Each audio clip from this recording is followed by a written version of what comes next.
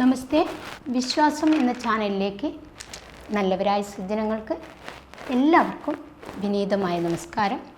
ഞാൻ ഇന്ന് നിങ്ങളുമായിട്ട് സംസാരിക്കുന്ന വിഷയം ക്ഷേത്ര ആരാധനയുമായി ബന്ധപ്പെട്ട് പലർക്കും ഇന്നത്തെ കാലഘട്ടത്തിൽ എങ്ങനെയാണ് ഭഗവാന്റെ അടുത്ത് പോയി പ്രാർത്ഥന നടത്തേണ്ടത്, എങ്ങനെയൊക്കെ പ്രാർത്ഥന നടത്തിയാലാണ് നമുക്ക് പെട്ടെന്ന് ഭഗവാന്റെ അനുഗ്രഹം ഉണ്ടാവുക എന്ന് പലർക്കും അറിയില്ല. ക്ഷേത്രങ്ങളിൽ പോകുകയാണെങ്കിൽ ദേവീ ക്ഷേത്രത്തിലാണ് പോകുന്നതെങ്കിൽ അല്ലെങ്കിൽ ദേവൻ്റെ ക്ഷേത്രത്തിലാണ് പോകുന്നതെങ്കിൽ നമ്മൾ ആദ്യം ചെയ്യേണ്ട കാര്യം ഗണപതിയെ പ്രാർത്ഥിച്ചിട്ട് നമ്മൾ പുറം ചുറ്റി ദേവിയുടെ ക്ഷേത്രമാണ്. നമ്മൾക്കിപ്പോൾ മൂകാംബിക ക്ഷേത്രം എടുക്കാം. മൂകാംബിക ക്ഷേത്രത്തിൽ പുറമേയുള്ള പ്രദക്ഷിണം 21 തവണ നിർബന്ധമായിട്ടും പ്രദക്ഷിണം വയ്ക്കുക. എന്നിട്ട് ഉള്ളിൽ കയറിയിട്ട് പ്രാർത്ഥിച്ചിട്ട് കാര്യമുള്ളൂ. അപ്പോൾ ആദ്യം മൂകാംബിക അമ്പലത്തിൽ പോകുന്നതിന് പുറത്ത് ഒരു ഗണപതി ഉണ്ട്. അപ്പോൾ ആ ഗണപതിയെ നല്ലോണം പ്രാർത്ഥിച്ചതിന് ശേഷം പിന്നീട് ഉള്ളിലേക്ക് വരുന്ന സമയത്ത് കൊടിമരത്തിൻ്റെ കീഴിൽ പോയിട്ട് ഭഗവതിയെ കിഴക്കോട്ട് പിന്നീട് നമ്മൾ അവിടെ ആ കൊടിമരത്തിൻ്റെ അടുക്കൽ നിന്ന് പിന്നീടും സൂര്യദേവനെയും നവഗ്രഹങ്ങളെയും ഒക്കെ പ്രാർത്ഥിച്ച് അവിടെ 10 ദേവി ആ കൊടിമരത്തിൻ്റെ കീഴിലുണ്ട്. അപ്പോൾ ആ ദേവീദേവന്മാരെ നമ്മളൊന്ന് പ്രാർത്ഥിച്ച് അതിങ്ങനെ സുബ്രഹ്മണ്യ സ്വാമിയെ കുമാരനായിട്ടും കുമാരനെ പ്രാർത്ഥിക്കുമ്പോഴുള്ള ഗുണങ്ങൾ നല്ല സൽസന്താനങ്ങൾ ഉണ്ടാകാനാണ് കുമാരനായിട്ട് സുബ്രഹ്മണ്യ സ്വാമിയെ പ്രാർത്ഥിക്കുന്നത്. ഗുരുവായിട്ട് പ്രാർത്ഥിക്കാനും ശിവഭഗവാനായാലും സുബ്രഹ്മണ്യ സ്വാമി ആയാലും നമുക്ക് നമ്മുടെ പ്രാർത്ഥന ഭഗവാൻ വേഗം കേൾക്കും. വജദ്ഭുവേ നമ എന്നും പറയാം, ശരവണബായേ നമ എന്നും പറയാം, ഓം സുബ്രഹ്മണ്യായ നമ എന്നും പറയാം. ഏത് രീതിയിൽ പ്രാർത്ഥിക്കുമ്പോഴും മനസ്സിൽ നമ്മൾ ഭഗവാനെ നമ്മളെ മനസ്സിലുണ്ടെന്ന രീതിയിൽ തന്നെ പ്രാർത്ഥിക്കണം. പിന്നീട് നമ്മൾ അവിടെ പുറകിലേക്ക് വരുന്ന സമയത്ത് അവിടുത്തെ ഓരോ ദേവീദേവന്മാർ നല്ല രീതിയിൽ നാമം ജപിച്ച് തൊഴുതുകൊണ്ട് വരുമ്പോൾ അവിടെ ശിവഭഗവാന്റെ അടുക്ക് എത്തുമ്പോൾ ചന്ദ്രമൗലീശ്വരായ നമ എന്ന് പറഞ്ഞുകൊണ്ട് അവിടെ പ്രാർത്ഥിക്കാനുണ്ട് ഭഗവാൻ. അതിൻ്റെ ഇപ്പുറത്ത് ഭഗവാന്റെ നന്ദികേശനോട് ചെവിയിൽ പ്രാർത്ഥിക്കുന്നത് എനിക്ക് ഇന്നേത് വേണം എന്ന് പറഞ്ഞ് പ്രാർത്ഥിക്കല്ല വേണ്ടേ. ഭഗവാനെ നന്ദികേശ, അച്ഛനും അതായത് ശിവഭഗവാനും പാർവതിദേവിയും എനിക്ക് സന്തോഷവും സമാധാനവും എല്ലാവിധ സംരക്ഷണവും നൽകി എന്നെയും എൻ്റെ കുടുംബത്തെയും നല്ല രീതിയിൽ പരിപാലിച്ച് സംരക്ഷിച്ചു പോരുന്നുണ്ട്.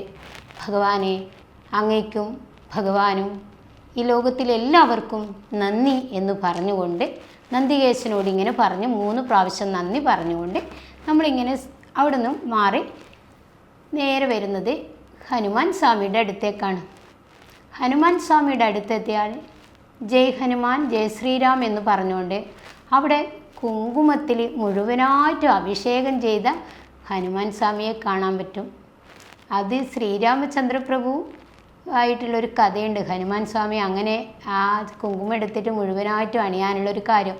ഒരു ദിവസം സീതാദേവിയോട് ഹനുമാൻ സ്വാമി ചോദിച്ചു, അമ്മ എന്തിനാണ് നെറ്റിക്കിങ്ങനെ കുങ്കുമം അണിയുന്നത്? അന്നേരം പറഞ്ഞു, സീതാദേവി പറഞ്ഞത് ശ്രീരാമചന്ദ്രപ്രഭുവിനെ ഓർക്കാനാണ് ഞാനിങ്ങനെ ചെയ്യുന്നത് എന്ന് പറഞ്ഞു.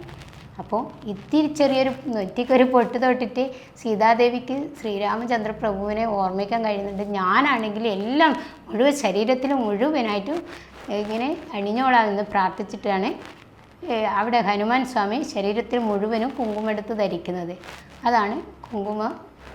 ഹനുമാൻ സ്വാമിക്ക് അത്രയും ശ്രീരാമചന്ദ്രൻ ഭഗവാന്റെ എല്ലാവിധത്തിലുള്ള അനുഗ്രഹത്തിനും ഹനുമാൻ സ്വാമിയുടെ ഭക്തി പോലെ മറ്റൊരാളില്ല ശ്രീരാമചന്ദ്രപ്രഭുവിനെ പറയുന്ന സമയത്ത്. അങ്ങനെ ഹനുമാൻ സ്വാമിയെ ഭജിച്ച് ഭഗവാനെ ഇപ്പോൾ നമ്മൾ ഏറ്റവും കൂടുതൽ ഭഗവാൻ എല്ലാവരും പരീക്ഷിക്കും. പക്ഷേ ഈ നരസിംഹമൂർത്തിയാട്ടെ ജയ് ഹനുമാനാട്ടെ ഇങ്ങനെയുള്ള അവതാരങ്ങൾ എടുക്കുമ്പോൾ ഭഗവാൻ പരീക്ഷണത്തിന് നിൽക്കില്ല. നമ്മൾ വിളിച്ചാൽ വെളിപ്പുറത്ത് ഭഗവാൻ എത്തും. അങ്ങനെയാണ് ഭഗവാൻ. അതുപോലെ അതിൻ്റെ കുറച്ചിപ്പുറത്ത് നമുക്ക് കാണാൻ പറ്റും വെങ്കിട്ടരാമനായിട്ട് ശ്രീരാമചന്ദ്രപ്രഭുവായിട്ടും മഹാവിഷ്ണുവായിട്ടുമൊക്കെ അവിടെ കുടികൊള്ളുന്നുണ്ട് മൂകാംബിക അമ്പലത്തിൽ. അപ്പോൾ ആ ദേവനെയും തൊഴുത് ലക്ഷ്മി സമേതനായ വെങ്കിട്ടരാമനായി ഭഗവാൻ ശ്രീനിവാസൻ ഭഗവാനായിട്ട് അവിടെ തൊഴുത് പ്രാർത്ഥിച്ചതിന് ശേഷം നേരെ നമ്മുടെ ശിവഭൂതഗണങ്ങളിലുള്ള ഒരു ഭഗവാൻ അവിടെ മൂകാംബിക അമ്പലത്തിൽ വടക്ക് കിഴക്ക് ഭാഗത്ത് ഉണ്ട്. അപ്പോൾ ശിവഭഗവാന്റെ ഭൂതഗണങ്ങളിൽ ഒരാളായിട്ട് ആ ഭഗവാൻ അവിടെ കുടികൊള്ളുന്നത് ശത്രുക്കളില്ലാതിരിക്കാൻ വേണ്ടിയിട്ടാണ്.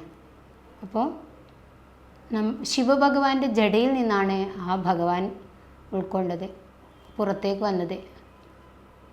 ആ സതിയുടെ ആ കഥയുമായി ബന്ധപ്പെട്ടിട്ടാണ് അവിടെ ഭഗവാൻ ഉൾക്കൊള്ളുന്നതിന്.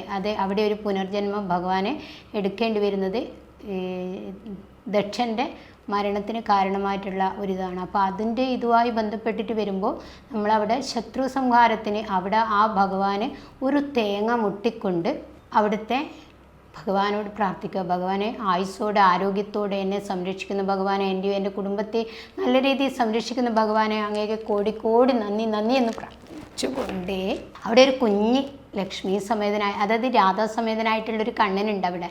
ആ തുളസിയാണ് മേലെ. തുളസി ഭഗവാനെയും തുളസി ദേവിയെ പ്രാർത്ഥിച്ചുകൊണ്ട് അതിൻ്റെ ഉള്ളിൽ ഒരു കുഞ്ഞ് കണ്ണനുണ്ട്. ആ കണ്ണനെ പ്രാർത്ഥിച്ച് അവിടെ 3 വട്ടം പ്രദക്ഷിണം വെച്ച് ആ കുഞ്ഞു കണ്ണനെ രാധാസമേതനായിട്ടുള്ള കണ്ണനായി പ്രാർത്ഥിച്ചുകൊണ്ട് തുളസി ദേവിയെ വലം വെച്ചുകൊണ്ട് നമ്മൾ നേരെ മൂകാംബിക അമ്പലത്തിലുള്ള കൊടിമരത്തിൻ്റെ അടുക്ക് 1 വട്ടം പ്രദക്ഷിണമാവുന്നു.